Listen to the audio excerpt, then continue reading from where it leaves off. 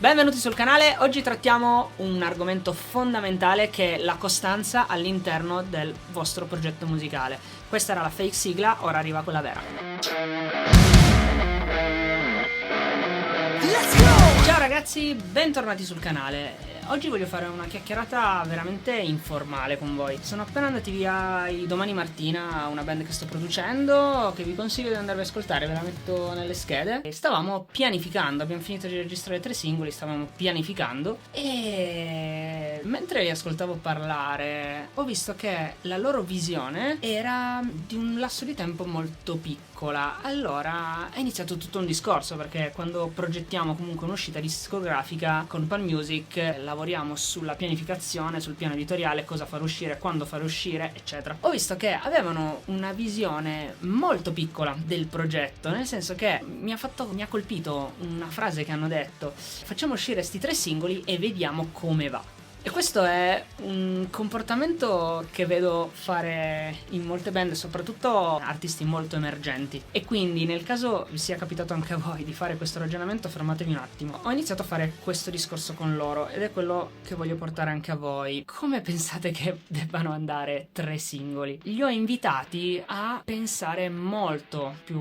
in grande, ma non perché loro siano scarsi, anzi secondo me sono molto fighi, un pop rock bello moderno, la voce è molto figa. Non è una questione di qualità, è proprio una questione che un progetto di qualsiasi tipo, quindi anche musicale, ha bisogno di tempo, tantissimo tempo per evolversi. Sono rarissimi i casi dove basta un singolo per arrivare a una notorietà musicale enorme. E allora gli ho fatto questo discorso: al posto di tirare le somme in così poco tempo, perché abbiamo deciso di far uscire un singolo ogni 2-3 mesi, quindi nel giro di 6 mesi bisognava tirare le somme su un progetto musicale, ed è una cosa assurda. Li ho invitati a guardare il progetto a lungo termine. Per lungo termine intendo almeno 2 anni, e questo perché il progetto ha bisogno di germogliare, ha bisogno di tempo, esattamente come un qualsiasi altro progetto imprenditoriale. Fate finta di aprire un bar, aprire un'attività. Cavolo, all'inizio nel bar, per quanto voi siate bravi a fare il caffè o a fare gli spritz, non so cos'altro si facciano nei bar, chi viene all'inizio? Chi conosce il bar? Pochissima gente. Anzi, probabilmente vengono solo i vostri amici, no? Poi piano piano si sparge la voce che fate dei caffè pazzeschi, degli spritz atomici, e piano piano la gente incomincia a conoscere il bar, promuovendolo, facendo un po' di pubblicità nei punti giusti. Immagino che un progetto imprenditoriale di quel tipo sia molto simile a un progetto imprenditoriale musicale. Quindi la prima cosa che secondo me dovete fare è tirare le somme del progetto, di come sta andando il progetto, almeno in 2 anni, anzi magari dopo 5 anni. Adesso 5 anni sembrano davvero tanti, però se guardate un po' i progetti che sono emersi, molto spesso mi capita di andare a vedere un progetto che è uscito quest'anno, sta spaccando, e andare a vedere che hanno dietro 10 anni di carriera dove non erano tanto conosciuti. E questo si ricollega al discorso che volevo fare anche al titolo di questo video. Ok, diamoci tanto tempo per valutare come sta andando il nostro progetto, ma questo tempo deve essere utilizzato al meglio. Ed ecco perché la costanza gioca un ruolo, secondo me, fondamentale nel vostro progetto musicale. E allora stavamo ragionando su quante cose far uscire in un anno, e io gli ho fatto questo discorso: ragazzi, in un anno secondo me devono uscire almeno 4 singoli, perché il momento in cui si è in promozione, quindi si cerca di arrivare alle persone per una band emergente, è quello in cui si arriva alle persone. Se non si sta facendo uscire niente, se l'attività della band è ferma, se non si posta niente, se non si creano contenuti, se non si fanno uscire canzoni, se non si è in promozione, essenzialmente la musica non arriva. Più si fanno uscire cose, quindi nuovi singoli, anche tutti i contenuti laterali, magari l'acustico, magari il video in studio, magari il video in sala, magari si parla un po' del pezzo, insomma qualsiasi contenuto intorno all'uscita dei singoli, e più sarete presenti sui social, sarete presenti sulle bacheche delle vostre pagine, sarete presenti sulle bacheche magari delle pagine di chi condivide la vostra musica, sarete presenti e avrete avrete la possibilità di raggiungere altre persone. Quando io faccio un piano editoriale con gli artisti che promuovo con Pan Music, andiamo a metterci dentro post di foto, storie, link di pre-save, singolo, video, trailer del video, insomma è un mese e mezzo di non stop di promozione, e questo fa naturalmente arrivare della gente da fuori. Poi partiamo dal presupposto che la qualità della musica deve essere buona, deve essere alta, perché sennò la gente magari vi ascolta e poi ascolta altro. Guardando un po' indietro allo storico di Pan Music, che tra l'altro ha compiuto 5 anni nel 2021 adesso, e ho visto che le band che hanno raggiunto più persone, sempre nel piccolo di un'etichetta indipendente, sono state quelle che hanno veramente postato, prodotto e creato contenuti musicali e non musicali con costanza. Mentre ci sono stati artisti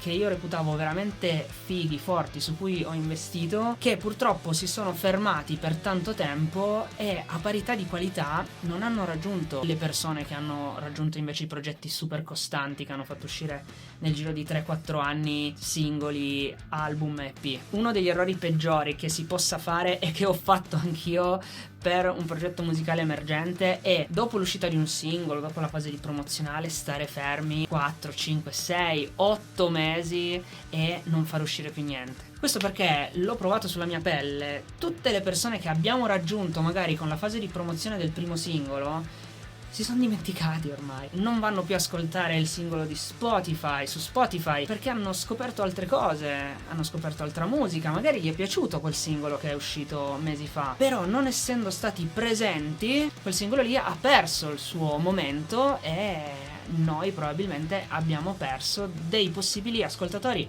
e dei possibili fan. Quindi il consiglio che do a tutti è quello di essere costanti, fare un piano non sul singolo, non sui 2 o 3 singoli dello stesso anno, ma fare un piano almeno a 2 anni, se potete a 5. E fare un piano significa pianificare tutto, ok? Un album, magari 2 album, e pianificare anche a livello di budgeting. Magari non fate il budgeting solo di un singolo, perché magari vi gasate, avete un po' di budget, lo spendete tutto per il primo singolo, ma è impossibile che il primo singolo spacchi tutto, anche se avete tantissimo budget, è molto improbabile, a meno che non facciate cose tipo X Factor, Amici, o comunque non conosciate, non so, il produttore di Gesù Cristo e lui vi piazzi già in determinate situazioni. Non è questo il nostro caso, io sto parlando di progetti emergenti indipendenti, quindi che si gestiscono da soli. Io sono dell'idea che è molto meglio pianificare e posizionare il budget nel lungo termine per essere sempre presenti per più tempo possibile, piuttosto che spendere tutto magari su un solo singolo perché reputate che sia il migliore, quindi spendiamo tutto lì, perché poi magari quel singolo non fa quanto vi aspettate, anzi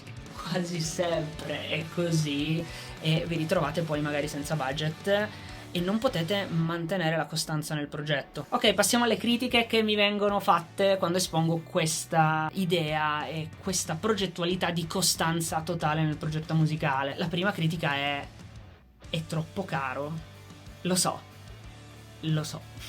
so perché anch'io ci sono passato e anch'io non sono stato costante in determinati progetti musicali in cui c'ero dentro e ne ho pagato le conseguenze. E anch'io ho sempre pensato che mantenere costanza nel proprio progetto musicale fosse caro, perché avere 4 o magari 5 singoli all'anno porta a dover fare delle spese anche molto alti, la produzione, il videoclip, la promozione. E quindi una delle critiche che mi vengono fatte è non possiamo spendere tutti questi soldi per il nostro progetto musicale. Quando mi viene fatta questa critica che è troppo caro fare così tanti singoli o comunque investire così tanto, mi ricordo sempre di essere stato al Reset Festival qua a Torino, all'Off Topic, un festival che consiglio a tutti, andatevelo a spulciare, perché oltre a far suonare un sacco di band emergenti e non, fanno sempre dei workshop musicali dove invitano discografici, avvocati della musica, molto interessante. E adesso non mi ricordo con chi fosse, forse con Anna Rita, uno dei capoccia di Goodness Factory, il management che lavora Off Topic, insomma, che organizza il festival, e mi ricordo che c'era questo management meeting e si parlava appunto di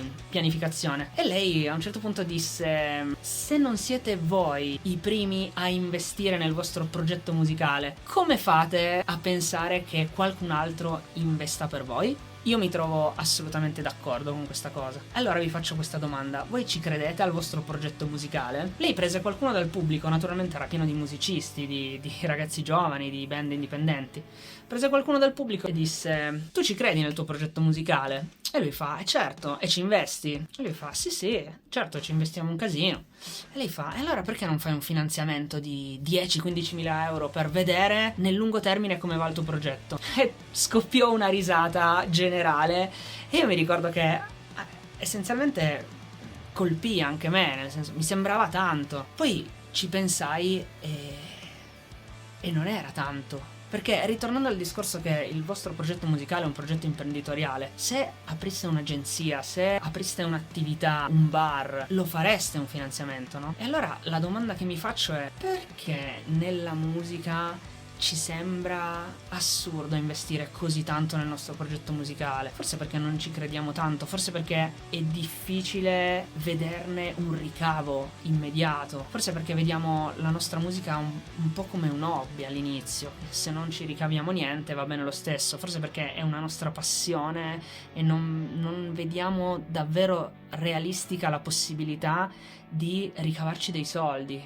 cosa che invece magari in un bar la vediamo molto più realistica, anzi diventa il nostro lavoro. Provate a rifletterci: se non pensiamo che la nostra musica possa diventare il nostro lavoro, non ci investiremo mai abbastanza per farlo diventare. Questo discorso di investire si collega al discorso della costanza, perché essere costanti nel proprio progetto musicale significa essere costanti nell'investimento, sia economico che di energie sul proprio progetto musicale. Quindi io non dico assolutamente che sia facile, anzi l'ho provato sulla mia pelle ed è una delle cose più difficili essere costanti, ma penso che se siete un progetto musicale emergente sia assolutamente necessario, nei limiti delle vostre possibilità, cercare di essere il più costante possibile. E io stesso mi sono accorto che tutti i progetti che hanno funzionato di più sono stati quelli dove sono stato più costante, nei Melody da 15 anni per esempio, e poi nell'etichetta. Ho fatto anche tanti altri progettini più piccoli dove magari ho fatto solo un EP, solo un paio di singoli, solo un disco, ma non avendoli coltivati, non essendo stati costanti, sono poi morti lì. Quindi fatemi sapere cosa ne pensate, fatemi sapere se riuscite a essere costanti, se non riuscite a essere costanti, commentatemi qualcosa, naturalmente iscrivetevi al canale, mettete un like e spero che questo discorso, nonostante sia molto realista e in faccia, vi possa tornare utile all'interno della pianificazione del vostro progetto musicale. E questa volta voglio chiudere con una frase d'effetto, come diceva il vecchio saggio: come raggiungere un traguardo senza fretta ma senza sosta.